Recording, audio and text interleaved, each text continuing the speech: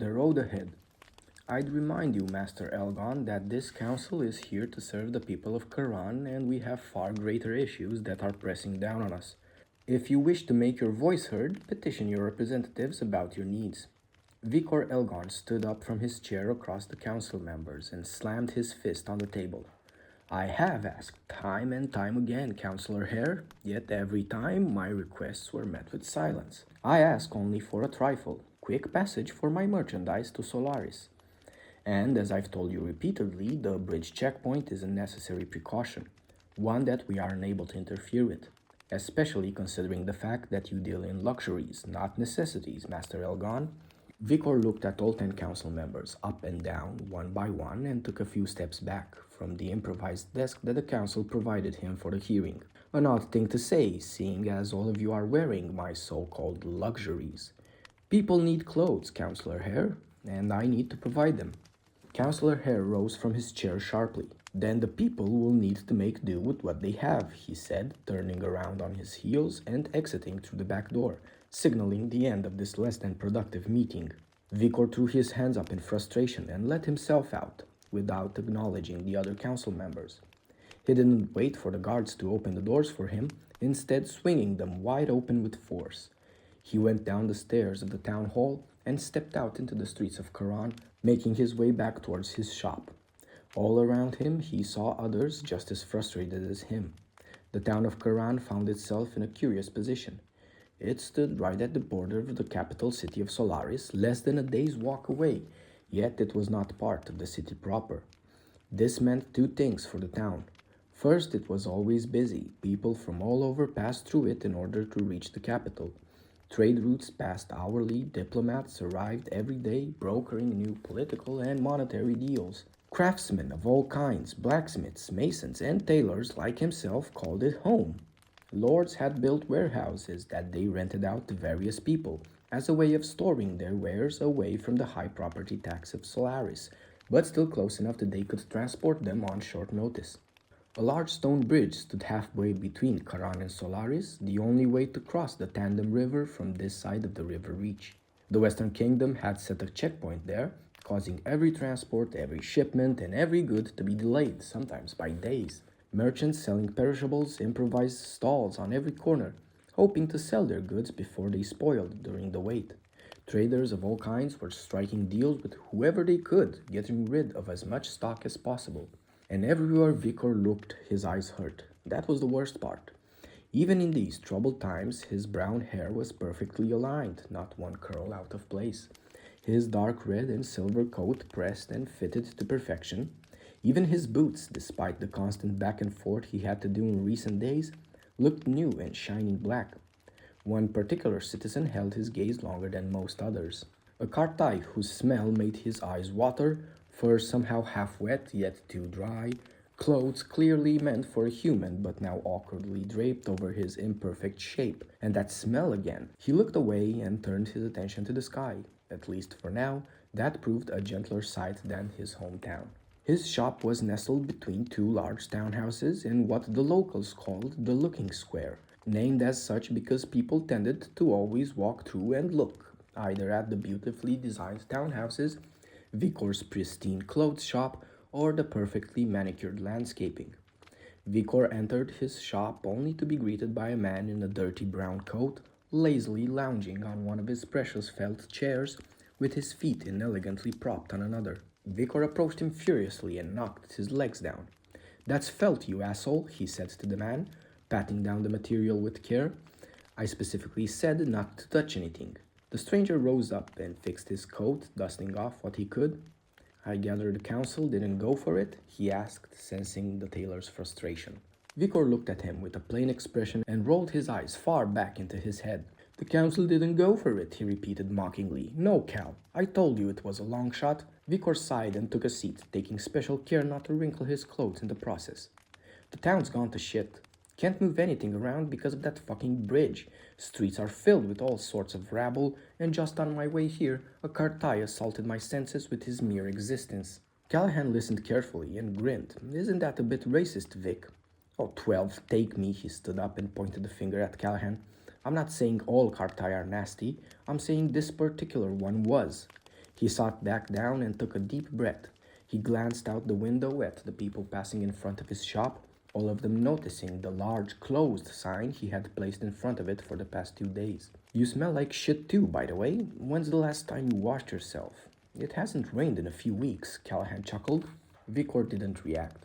He just stared at the wanderer with a blank expression. On a more serious note, Callahan added, if you can't get your things past the checkpoints, he trailed off, waiting for Vicor to contribute something, anything.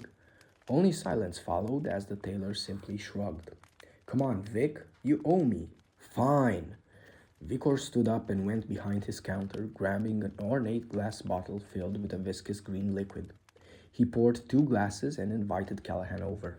He downed the first drink before the wanderer even took a couple of steps and poured himself a second one. They both lifted the small glasses up and said in unison, time to drink is time to think.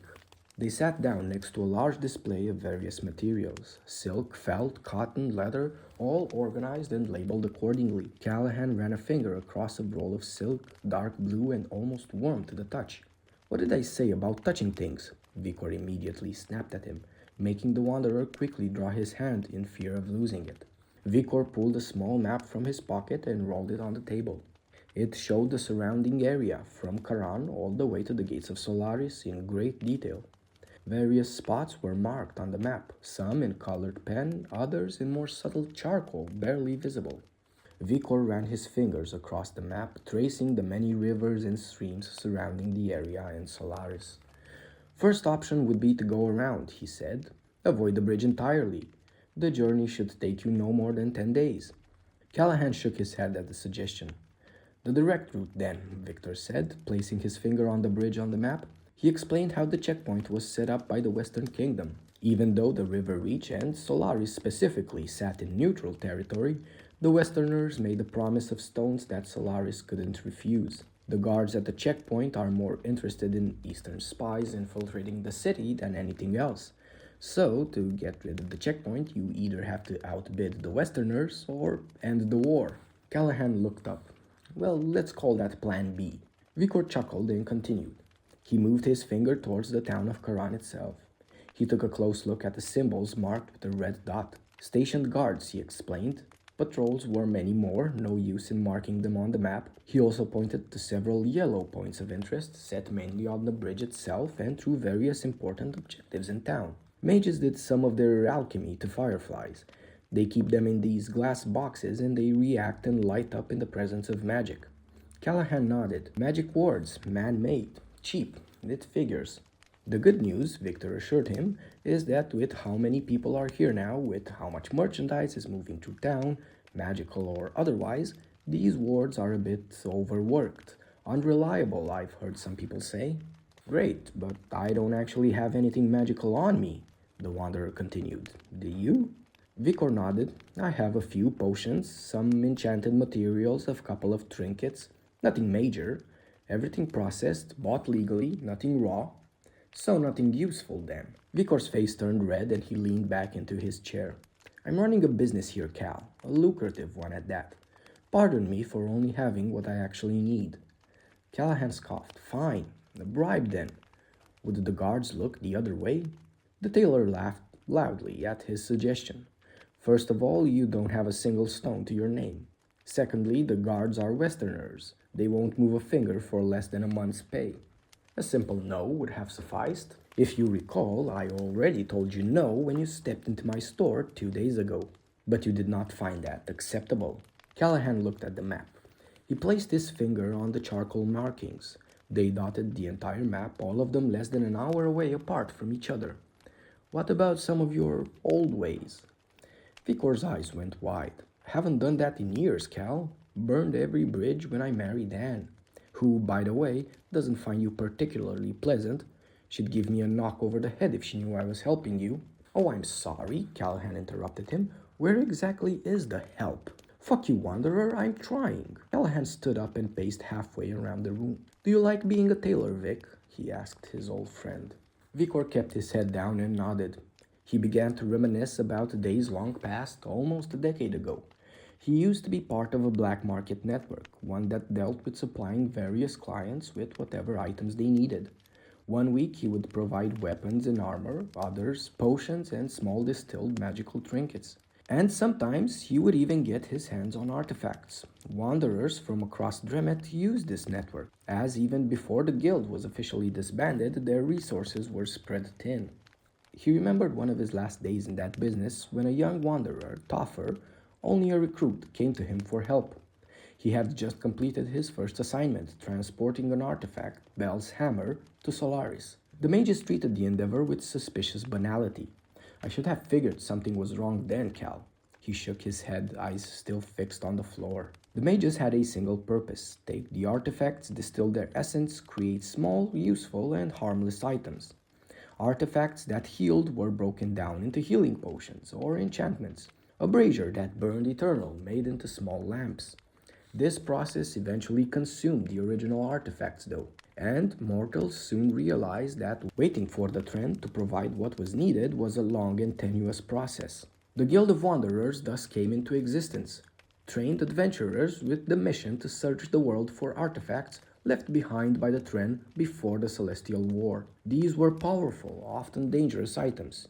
Even so, mortals wanted more. Bel's hammer was one of the old artifacts. It had the ability to restore any item, no matter how damaged, to its original form.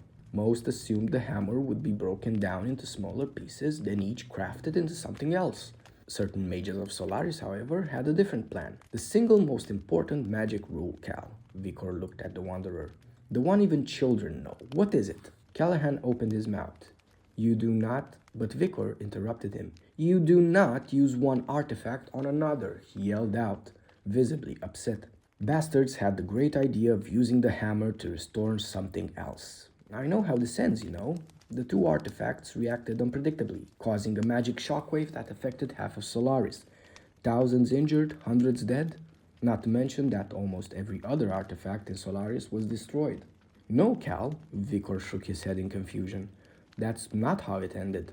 It ended with you in my shop pestering me about help. Callahan scoffed and looked out the window of the shop at all the people of Carran passing through. One particular group caught his attention, pilgrims of the minesmith crossing across the street. He noticed one of them wearing a small armband, blue and gold, tied loosely around their forearm. A mark from Solaris, he thought to himself. Vic, you said that the checkpoint has everything backed up because they check everyone and everything individually. The tailor hummed in agreement, still mulling over the map. Even pilgrims? Don't they have free passage? They do. Vicar stood up and looked at the wanderer with a worried face. But you can't be serious. I am. He took a few steps closer to him. Cal, think about this. You'd have to pretend to be a pilgrim of the minesmith. In his month. He's somewhere in Dremet, right now. What if he finds out? He won't find out. Callahan smiled and gave Vicar a confident nod, who, despite his reluctance, agreed to indulge his plan. The tailor provided Callahan with one of the cloaks he had made for his apprentices. I will accompany you to the temple, he assured him, rummaging through his store. He grabbed a few rolls of material and handed them to Callahan. This will hopefully make it look as though you're just my help. They both exited the shop in a hurry back into the streets of Carran and started making their way towards the Temple of the Minesmith, located just at the edge of town. A guard patrol crossed their path halfway there, and the wanderer instinctively tried to cover his face. The patrol, however, paid no attention to them. There's hundreds of people here, Cal, Victor quickly pointed out. Even out in the open, you'd probably still be able to walk by unimpaired. Callahan hadn't been out of the shop for the past few days, yet now that he was out in the open, he almost regretted not choosing to do so sooner. The day neared its midpoint, and if this plan worked, by this time tomorrow, he would be walking through the gates of Solaris. They walked at a brisk pace, passing by many faces, all filled with their own troubles. Vicar even made the bold choice of greeting a guard stationed in front of a small storeroom. Callahan smiled, but nudged his companion forward. Let's not push it, he said, still worried someone might actually catch on. The quick walk even gave Callahan enough time and peace to reach within his mind and prod at Morrigan, her presence calm and faint. But she didn't answer back. Callahan and Vicar managed to reach the temple grounds, a strange building, simple and plainly decorated, awkwardly placed and a bit too cramped. Callahan noted the discrepancy between it and the other temples he had visited. Vicar was quick to remind him of recent events.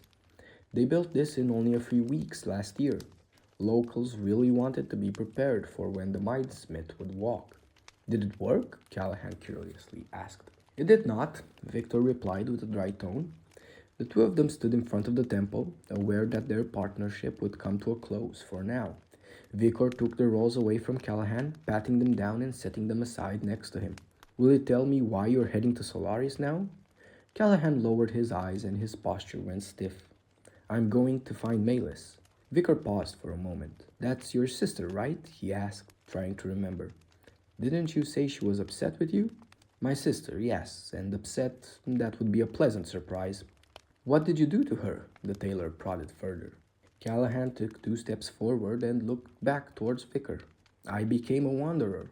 He then nodded and faced the temple, stepping through the large stone archway inside. Vicar watched him go, quickly gathering his merchandise and set off in the opposite direction. The wanderer entered the temple and was greeted by an enthusiastic young man eager to be helpful. Are you here to sign up? He asked in a cheerful tone. I am, yes, and quite excited to get on the road, visit Solaris, spread the faith, and all of that. The young man quickly pointed him to a desk tucked far into the corner of the temple where the other pilgrims gathered. Callahan made his way to it and happily declared he was one of the faithful again, ready to set off on the road. The man at the desk looked him up and down and nodded. He extended a hand forward. Letter of conduct, please, he said. Callahan froze in place. I don't believe I have it on me. Must have lost it on the road. The man scoffed. Without the letter, we can't verify your identity. I can't just let you go. A few moments passed in silence as Callahan's mind raced for any lie that would work. He opened his mouth but didn't get to speak. From behind him, a soft, familiar voice called out, He's with me. Callahan turned and saw Heajal, the priestess of the craftsman he had met in Farwater, standing behind him. She placed her hand on his shoulder and nodded. He's my apprentice. I sent him on an errand to grab some marks from the market. Yes, Callahan agreed, though I seem to have forgotten those too. The man at the desk rolled his eyes. Very well, just go. Callahan's face lit up.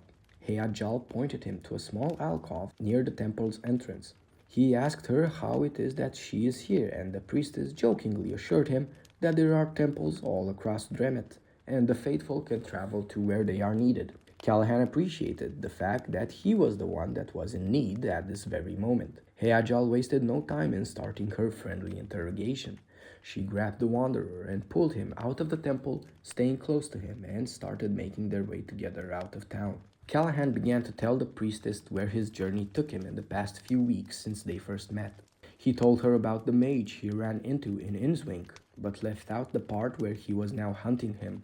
He recalled being stuck navigating the woods for days with no sign of civilization, running past towns and finally reaching Carran and taking shelter in Vicor's shop until he found a way to pass through the checkpoint. Heajal listened closely to his stories, occasionally offering her insights into matters. The wanderer got pulled into the conversation deep and hadn't realized that they had walked well beyond the town gates, now onto the main road heading to Solaris. Callahan looked around at the soldiers making rounds up and down and watched merchants, traders, and civilians form long lines, waiting for their turn to pass through the bridge checkpoint. All of this chaos because of the hubris of a few people, the priestess noted. Then Callahan thought of a question many have asked before him, and many more will ask after. Why don't the gods just stop the war? Heajal smiled and gave him a knowing look, as if she had waited for this moment. What is the purpose of the gods, wanderer? He sighed and rolled his eyes. I've read the stories, you know, Callahan assured the priestess. Yet you've not understood them properly, it seems. Heajal then looked towards the sky and started retelling the story of the gods. So long ago that we don't even remember the time, humans lived isolated on Dremet. But we do know, Callahan quickly interrupted. 900 years, give or take. That's what historians say. The priestess smiled and continued unaffected. A race of magical beings, calling themselves the Tren, opened the gateway into our world. Each one gifted with unique magic, they used their powers to uplift our kind. Culture bloomed, cities rose, and our minds were opened. Callahan scoffed and took initiative. The Tren gifted humanity with magical artifacts capable of a single absolute power over reality. And though the Tren loved us, they were curious by nature, and so they stepped into Dremet and opened another gateway. So you know the words, the priestess noted. Couldn't join the Guild of Wanderers without them, he joked. And what happened when the Tren opened the other gateways, Hea? The Hemovari came out and, despite their need to feed on blood, made quick allies with humans. Then the Kartai followed, bestial people, half men, half wolves, though only in appearance, as their hearts were as warm as a child's. Callahan once again stepped in, and the Tatterkin, the Mascari, and so on until the Tren opened the wrong door. He paused and let the air between them sit for a bit. Heajal bent down and offered a few stones to a child playing in the dirt near her parents, bombarding them with questions about how long the journey will take. When you reach Solaris, use these to visit the fairgrounds, she told the girl. But don't tell your parents, she said loudly and winked at her as if sharing some forbidden secret. The parents smiled and nodded as they continued to walk up the road. The Celestials, Heajal mentioned after a few moments, a race far more advanced than anything the Tren had ever seen. And they did not see magic as a tool, but as a threat. They struck at the heart of it, in the Tren world of Polaven. It's believed they also struck here in Dremet, the Wanderer added. Very likely, she mentioned. We humans were still young and crude back then, enough that we can't know for sure. Regardless of what happened here on Dremet, the homeworld of the Tren, Polaven was laid to ruins in a matter of days. Yet the Tren made a final push. 12 mortals were chosen and granted abilities far beyond what they believed possible. Together, these gods defeated the Celestials, wiped their race from existence. The Tren then sealed every gateway. Races mixed, now stuck together. And now, centuries later, that's how it's told. What does this have to do with the war? Callahan curiously asked, trying to find a reason for why the priestess felt the need to diverge into stories. History means to repeat itself, Wanderer. The Tren intervened and almost brought about the end of days. The gods then interfered and brought the destruction of an entire race. An evil race, Callahan quickly added. Heajal smiled at his words. The large stone bridge crossing the river was now within view. Were they all evil? She asked the wanderer. Every last one. The children? The old? The sick? All of them? The wanderer stood silent, unsure of what to say. The Tren interfered with matters and caused the extinction of an entire race. The gods might be the sword, but the Tren were the ones that held it. The two of them stopped on the bridge, ready to be checked by the guardsmen. Callahan tensed up, yet Heajal was as calm as ever. The gods now won't intervene in matters of our own doing. A river might swell and flood. The gods will help. The quiet plague ravages the lands. The gods will help again. A few ignorant mortals squabble over riches and land. They will not lift a finger. The guardsmen stationed at the bridge stopped the two of them and gave a vague gesture. Heajal offered them a note, the one that granted the pilgrims free passage. The guard took it, looked at it, and studied it for a long time. Several seconds passed, enough so that Callahan started to get nervous. This was his last hurdle to Solaris. A second guard was called over, and he too looked over the paper. They both looked at Heajal, who was still calmly smiling in front of them. The first guard fixed his voice. "If I may be so bold in asking, who signed your letter, madam?" he asked with a thick Western accent. Heajal leaned in closer to him and spoke slowly and calmly. "Grand Chancellor Warrow of Solaris," she said casually. The two guards froze in place. Callahan gave the priestess a curious look. The Grand Chancellor knows a priestess from a small town at the border? "Yes," she proudly stated. "I used to look after him at his family's estate when he was but a child. You could send word to him. Tell him that you don't believe his former keeper is here. Wait for his response. Of course, this midday sun might just kill me before he gets back to you." The two men squirmed in place. "No, that shall not be necessary," the guards responded and made way. Heajal passed through them with Callahan following close behind. Before they even realized, they were on the other side of the bridge. Nothing but open road, and a few hours now stood between Callahan and his destination. "How do you know Warrow?" the wanderer finally asked his companion. She smiled, warm as always. "I don't," she answered. "Not yet." She deflected the question with one of her own. "So then, wanderer, what will you do in Solaris?"